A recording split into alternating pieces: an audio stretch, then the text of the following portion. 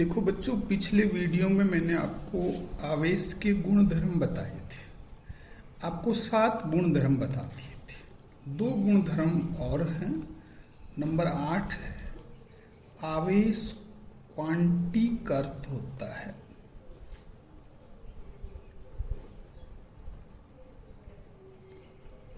सबसे पहले मैं आपको क्वांटीकरण के बारे में समझाऊंगा।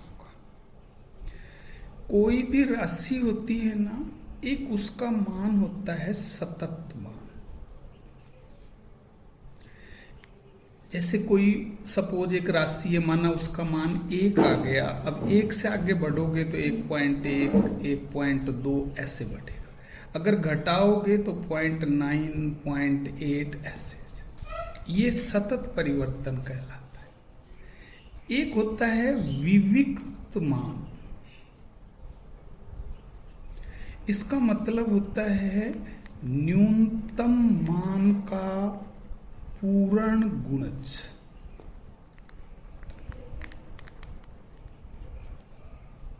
जैसे किसी राशि का न्यूनतम मान 2 है, तो अब उस राशि के कौन कौन से मान मिलेंगे? 2 के पूर्ण गुणज। 2 गुणा 1 मिल सकता है, 2 गुणा 2 मिल सकता है, 2 गुणा 10 मिल सकता है, 2 गुणा 20 मिल सकता है। इस 2 के पूर्ण गुणज मिलेंगे। मतलब उसका 4 मान मिल सकता है, 2 मान मिल सकता है, 4 मिल सकता है, 20 मिल सकता है, 40 मिल सकता है, 1000 मिल सकता है। क्योंकि 1000 में भी 2 का भाग देंगे तो पूरी संख्या आएगी। ये क्या मान कहलाता है? विविक्त मान। अब हमारे एक वैज्ञानिक है मिल्लिकन। उन्होंने तेल की बूंदों पर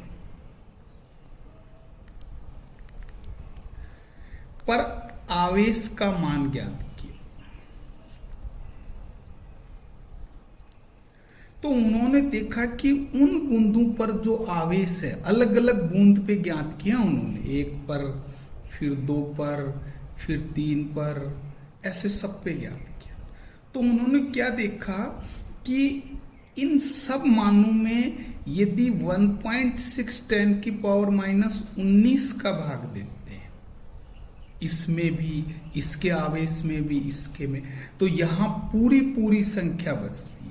यहां पर भी पूरी संख्या बचती है। यहां पर सब बूंदों में देखा पूरी संख्या बचती है। तो उन्होंने बताया कि ये आवेश का न्यूनतम मान है।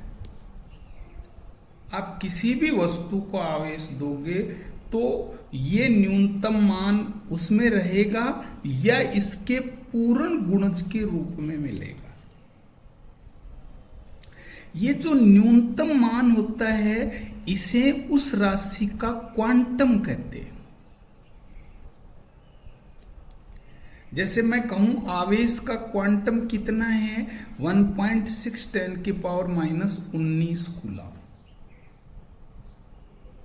तो हम ये कह सकते हैं इस आधार पर कि आप किसी भी वस्तु को आवेश देंगे तो वो है 1.6 गुना 10⁻⁻19 कूलम का पूर्ण गुणज मिलेगा।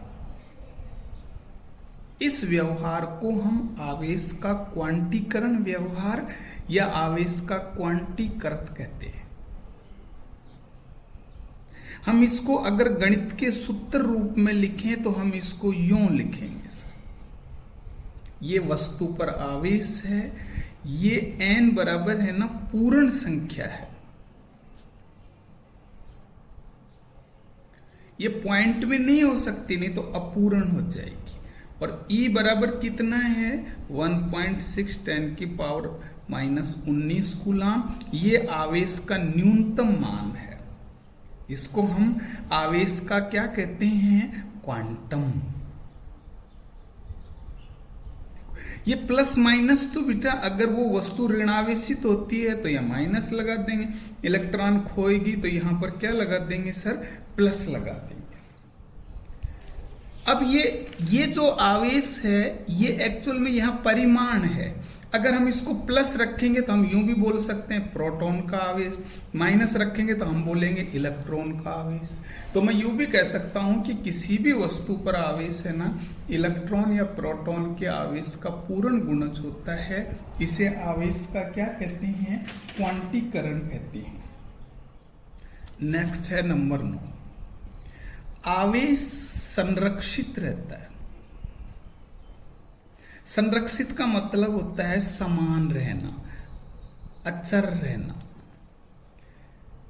कि किसी भी विलगित निकाय में आपको बताऊं बेटा, जो निकाय है ना, राशि का आदान प्रदान नहीं करता है। निकाय का मतलब समझती हो, दो या दो से अधिक कणों या वस्तुओं का समूह।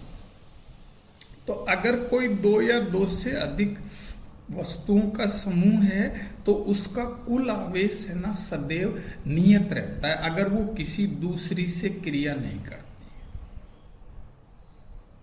मैं इसको दूसरे रूप में ये भी बोल सकता हूं, Q बराबर नियत, कि आवेश है ना न उत्पन्न होता है न नष्ट होता है। आवेश एक वस्तु से दूसरी वस्तु पर स्थानांतरित होता है। इसको हम आवेश का क्या कहते हैं? संरक्षण। कि आवेश है ना सदैव संरक्षित रहता है। जैसे ऊर्जा संरक्षण पढ़ा है ना, ऐसे ही कि ऊर्जा न उत्पन्न होती है न नष्ट होती है, वह एक रूप से दूसरे रूप में परिवर्तित होती है। ऐसे यहाँ पर हम बोलेंगे कि आवेश है ना क्या होता है, एक वस्तु से दूसरे वस्तु पर स्थानांतरित हो सकता है, लेकिन वो न उत्पन्न होता है और न क्या होता है, नष्ट होता है। इसे निम्न उदाहरण से हम है ना बतला सकते हैं। जैसे घर्षण की क्रिया है। अब आप देखो, घर्षण की क्रिया में हमने ये बताया अभी आपको कि कांच की छड़ को रेशम के कपड़े से रगड़ोगे तो रगड़ने के बाद है ना, जैसे ये हमने रगड़ा, उसके बाद क्या होगा कि कांच की छड़ है ना इलेक्ट्रॉन त्याग के धन आवेशित हो जाएगी, रेशम का कपड़ा इलेक्ट्रॉन ग्रहण करके ऋण आवेशित हो जाएगा।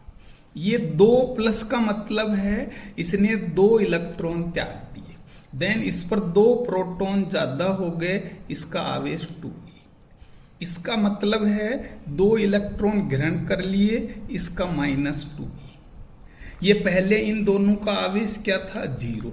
तो कुल आवेश यहाँ क्या हो गया? 0। और यहाँ भी क्या हो गया? 0। देन आवेश क्या रहता है? संरक्षित। दूसरा है बच्चों, जैसे अपन रासायनिक अभिक्रियाएं पढ़ते हैं जिनमें अपन अभिक्रिया को संतुलित करते हैं, तो उसमें हम LHS का है ना आवेश और RHS का आवेश है ना, इन अणु परमाणु का हम क्या करते हैं? संतुलित करते हैं। उसमें हम आवेश संरक्षण नियम का पालन करते हैं। तीसरी बात है नाभिकीय क्रियाएं।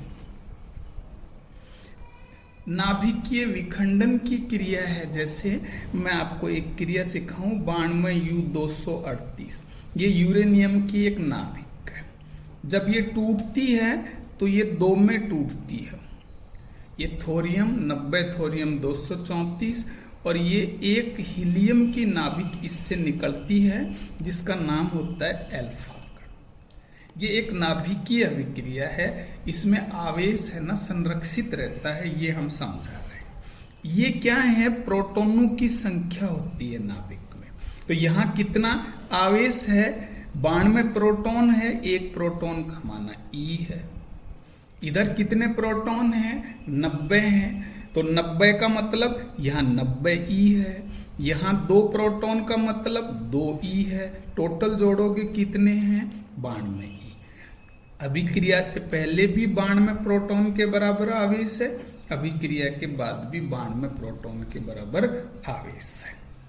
नंबर 4 है सर, हम आपको एक क्रिया सिखाएंगे, युग्म उत्पाद की क्रिया। युग्म का अर्थ होता है जोड़ा, जोड़े में उत्पत्ति। जब अपन गामा कण या जिसको हम बोल सकते हैं फोटोन। जब ये तीव्र वेग से किससे टक्कर करता है, किसी नाभिक से, तो ये एक साथ है ना दो कणों में विभक्त हो जाता है, ये गामा कण। किस किस में? एक का नाम है इलेक्ट्रॉन, एक का नाम है पॉजिट्रॉन। ये प्रोटॉन नहीं है बच्चों, अलग कण है पॉजिट्रॉन। इसका प्रतीक क्या है? -1e0। इसका क्या है? +1e0। गामा कण क्या होता है? उदासीन। अब देखो अभिक्रिया से पहले कुल आवेश सुन, अभिक्रिया के बाद ये देखो एक इलेक्ट्रॉन है सर, ये क्या है? एक ये प्लस है देखो इसमें, देन ये +1e है, देन टोटल क्या हो गया सर? 0 हो गया है सर। देन आवेश यहां पर भी क्या है? संरक्षित रहता है। ये किसकी अभिक्रिया है? युग्म उत्पाद की। तो इन उदाहरणों द्वारा अपन आवेश संरक्षण की संतुष्टि या हम उसको वेरीफाई कर सकते हैं। अब हम बताएंगे आपको आवेश की इकाई। देखो बेटा, एसआई पद्धति में अगर हम आवेश की इकाई की बात करें तो ये होता है कूलाम, है ना, सी इसका प्रतीक होता है।